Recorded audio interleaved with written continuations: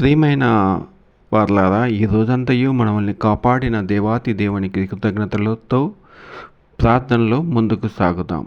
ఈ రాత్రి మన హృదయాలను దేవుని సన్నిధిలో ఉంచి ఆయన సమాధానాన్ని పొందుటకు ప్రార్థన చేద్దాం. ప్రార్థన. కృపగల మా పరలోకపు తండ్రి, ఈ రోజంతయు మాతో ఉండి మమ్మల్ని కాపాడినందుకు నీకు కృతజ్ఞతలు ప్రభువా. నీ కృప లేకుండా మేము ఏమి చేయలేం ప్రభువా. ఈ రోజంతయు మేము చేసిన పనులలో మాకు తోడు నీడగా ఉన్నందుకు వందనాలు.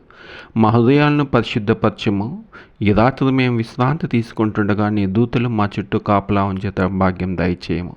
మా కుటుంబాలను నీ రక్షణలో ఉంచము. మా మనసులకు విశ్రాంతిని దయచేయము.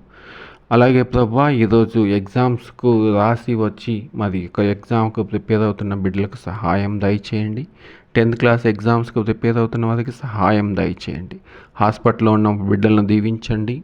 అలాగే తండ్రి, అనారోగ్య సమస్యలతో మరి గృహాల వద్ద ఉంటున్న బిడ్డలను ఆశీర్వదించమని వేడుకొంచున్నాం. అప్పుల బాధలతోనూ మరియు మందు మరియు ఇంకా అనేక వ్యసనాలతో బాధపడుచున్న బిడ్డలకు సహాయం దయచేయండి. వారికి ద్వారాలు తెలిపి ఈ శ్రమల దినంలో వారు మారు మనసు పొందే భాగ్యం దయచేస్తారని ఈ కొద్ది మాటలు మా ప్రభువును ప్రియకుమారుడైన యేసుక్రీస్తు నామమున వినయంగా ప్రార్థించి వేడుకొంచున్నాం తండ్రి.